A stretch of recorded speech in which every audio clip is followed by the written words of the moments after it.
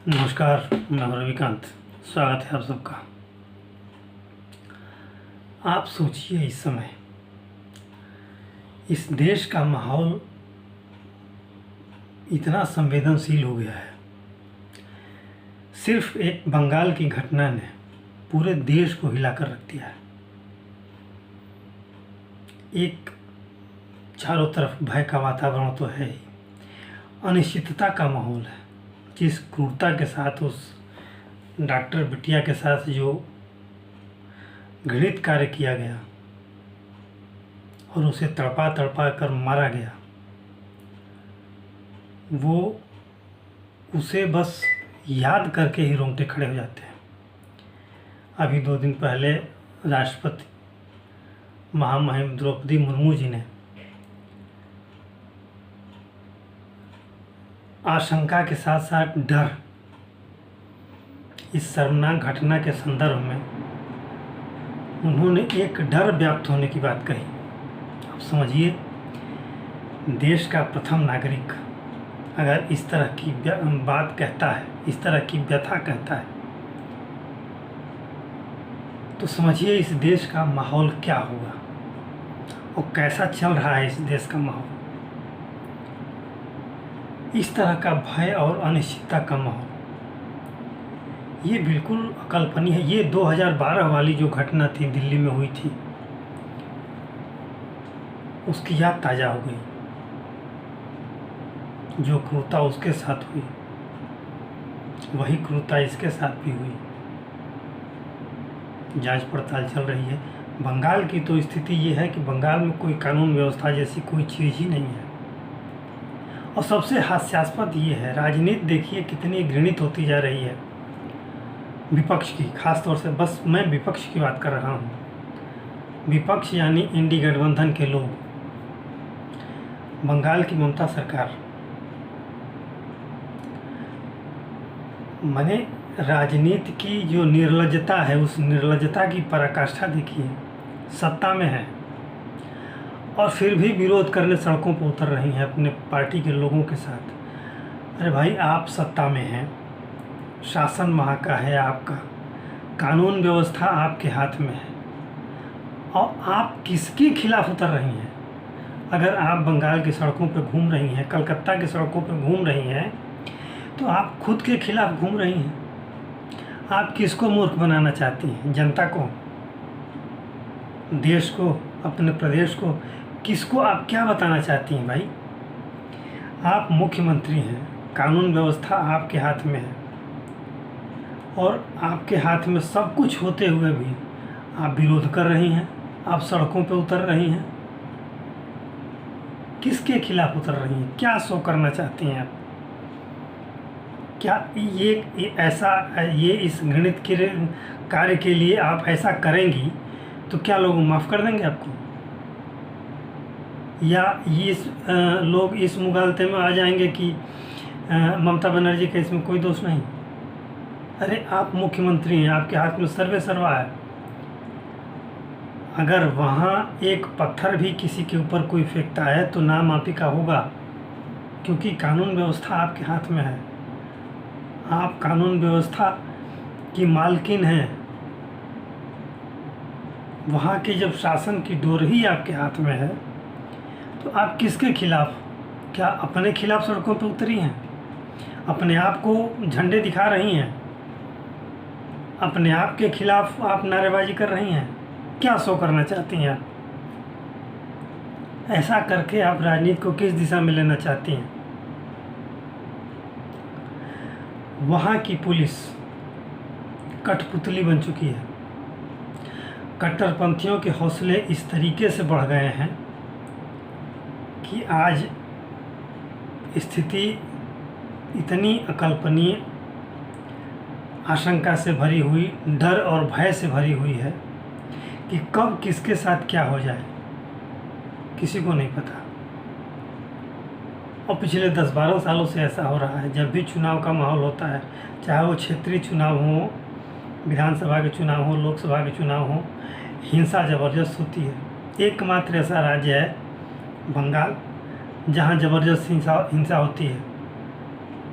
बाकी देश के किसी भी हिस्से में कोई हिंसा नहीं होती, हल्की फुल्की कहीं झड़प की कुछ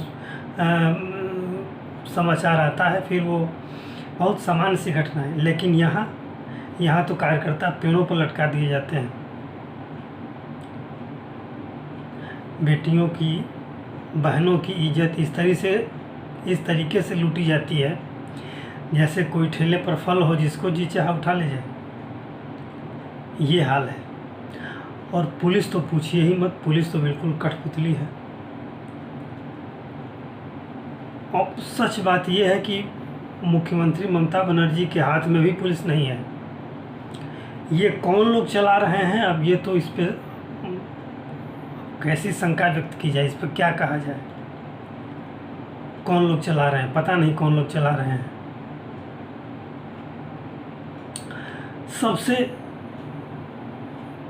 जब से ममता बनर्जी या पहले जो कम्युनिस्टों की सरकार थी, पहली बार बंगाल का भद्रलोक समाज, खासतौर से कलकत्ता का जो भद्रलोक समाज कहा जाता है, पढ़ा लिखा नौकरी पेशा वाला वर्ग, पहली बार सड़कों पर है, उत्तेजित है और सुरक्षा की मांग कर रहा है। ऐसा आमतौर पर नहीं होता। एक बार औद्योगिक मुद्दे को लेकर के जब टाटा के नैनो का प्लांट लग रहा था वहाँ पर सिंगूर में, तो ममता बनर्जी के ही नेतृत्व में वहाँ के किसानों ने आंदोलन चलाया था। तो वो आंदोलन दूसरे तरीके का था।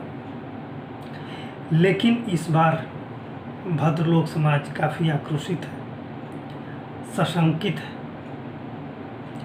उसके अंदर एक अघोषित डर सा बैठ गया है। इस विभत्स तरीके से उस डॉक्टर बिटिया के साथ जो जघन्य कांड हुआ है,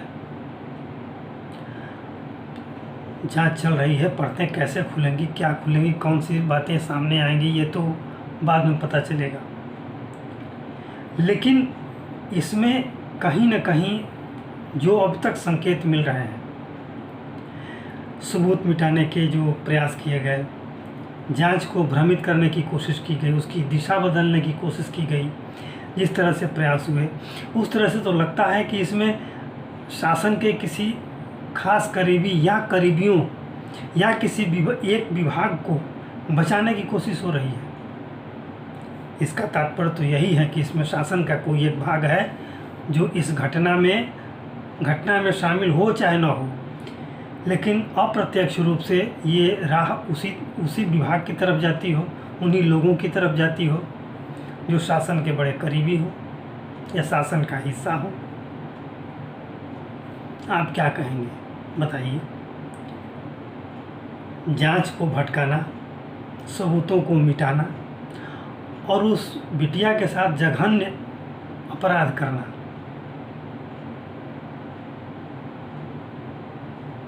ये क्या शो करता है। ये अच्छी बात है कि भद्रलोक समाज आज सड़कों पे है। आमतौर पे भद्रलोक समाज को इतना आंदोलित कभी नहीं देखा गया, लेकिन भद्रलोक समाज आंदोलित है, डर है, आक्रोश में है और सरकार से यह मांग करता है कि यहाँ कानून व्यवस्था का राज स्थापित हो। अब ममता बनर्जी इस पर कितना ध्यान दे पाती हैं भगवान जाने। लेकिन एक आश्चर्य केंद्र सरकार के प्रति भी है।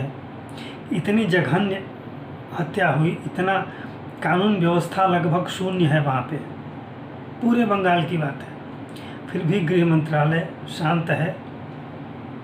क्यों शांत है, ये सोचने वाली बात है। अब तक तो छोटी छोटी घटनाओं पर पूर्व में राष्ट्रपति शासन लगते रहे हैं। बंगाल की सरकार अगर अब तक बची हुई है तो हो सकता है केंद्र सरकार के दिमाग में कुछ और बात चल रही हो। लेकिन इस तरीके से जैसे कानून व्यवस्था